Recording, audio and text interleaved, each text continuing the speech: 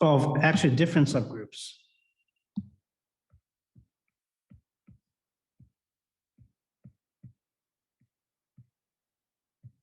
Okay, now, okay, let me just, let me rephrase that comment because it's, I don't want to confuse you. Let me just, say it like this, that the group of the set of matrices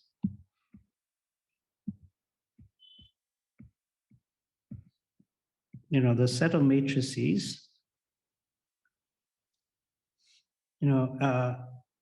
that form rotations in a given 2D plane have the form. So in some 2D plane, we have a rotation, say R, and we're rotating by some angle theta. And that matrix will have the form cosine of theta minus sine of theta, sine of theta, cosine of theta. Okay? And for infinitesimal theta, say delta theta, now R of delta theta will be of the form of the two-dimensional identity matrix times delta theta times 0 minus 1, 1, 0. Okay, and this is the generator. So, R of theta form a group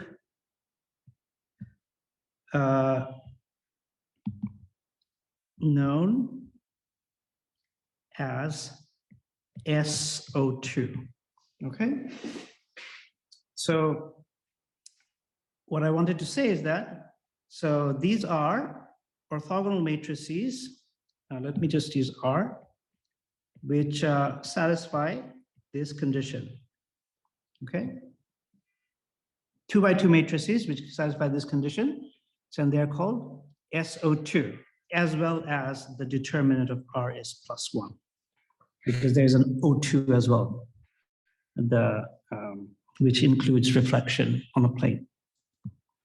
So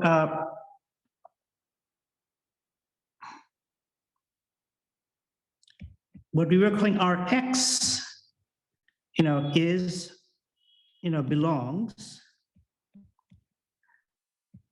to a subgroup of SO3, belongs to a SO2 subgroup of SO3. Okay, and Ry belongs to a different SO2 subgroup of SO3. Okay, and similarly, Rz also belongs to a different SO2 subgroup of SO3. Okay, so at least intuitively this should be clear. Is it clear? If so, why? If not, why not? Sir, so what is really the notion of an SO2 subgroup of SO3? Right. So SO2 is it's basically a kind of a rank 2 by 2 matrix, which satisfy, group of rank 2 by 2 matrices, which satisfy, this thing. Okay, so so for example, these are the definition of SO2 matrices, right? So, and I'll set this as an exercise for you to verify that these are the SO2 matrices. So the fact is that if you look at the SO3 matrices, you see that there are like there are subgroups. So for example, if you take all the matrices of this form, nothing is interesting happening, in the planes which involve the X plane, right? All the action is, all the non-trivial action is happening in the YZ plane. And you see that this is just the R, what I was calling the R, the SO2 group. So there is a subgroup, SO2, hiding inside SO3. Is that clear, Nahi? Yes, sir. I mean, like, it was intuitively clear, but the idea wasn't really concrete in my mind. Okay. So the other thing is that similarly, you can see that this is also, these guys are also an SO2 subgroup, right? But you see that these matrices and these matrices do not commute. So they are different subgroups. Although they're both belong to subgroups SO2, they are different subgroups. Sir, and the two, yeah.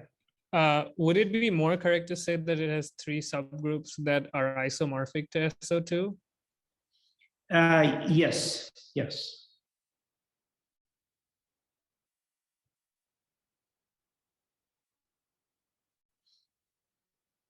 But I just wanted to emphasize the fact that, okay, here also see that, these guys, they form a subgroup as well. But what I want to emphasize is that these are, these are 3 different SO3s. From the point of embedding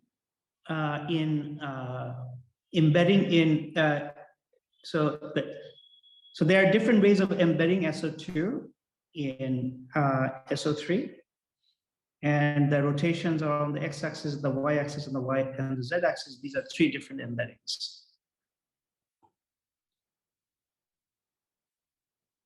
Okay, so this is okay. So this was SO3, SO2, and let me just give you an exercise about SO2. One of the things that, before I do that, one of the things that should be clear that, SO2 is an abelian group. Can somebody tell me why? What could be the reason? Rotations don't matter, like how I rotate it, like if it's 60-degree first, in 2 dimensions, right? Yeah, in 2 dimensions, rotations commute, right? So that means that SO2 should be an abelian group. And you can also show that from the explicit form of this. So if you take 2 of these matrices, if you theta 1, theta 2, and you can just do a little bit of algebra, and you can show that it's. Sir, I had a question about the number of parameters. So yeah, to define a rotation in 2D, we just need 1 parameters. Exactly. But in 3D, it rises to 3 instead of 2, right? Yeah, yeah. So we shall see. like, yeah. It's not the dimension of the space-time which determines the number of parameters, if that's what you're trying. Yeah. So we'll see that when we have the group SON, that its dimension will be half n times n minus 1. Okay. So hang on, did I? For n equals to, if SO3, then we get 3 times 2 times half, yeah, 3. And so that's for, yeah, and for SO, so this is for n equals to 3, right? For n equals to 2, we get 1, yes. So we'll see this, we'll derive these formulas, okay? Okay, So the exercise I want to give you is the following.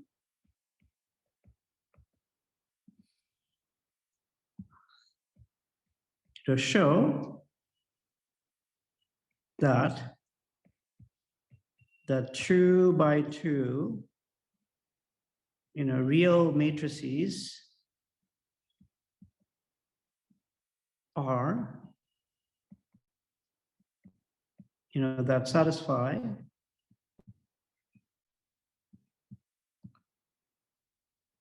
R transpose of R equals to 1 form a group. Also, to show that determinant of R equals to +1 matrices form a subgroup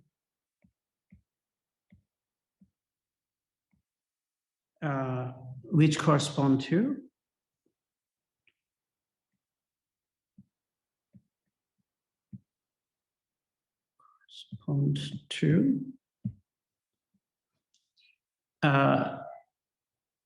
the elements which are continuously connected to the identity.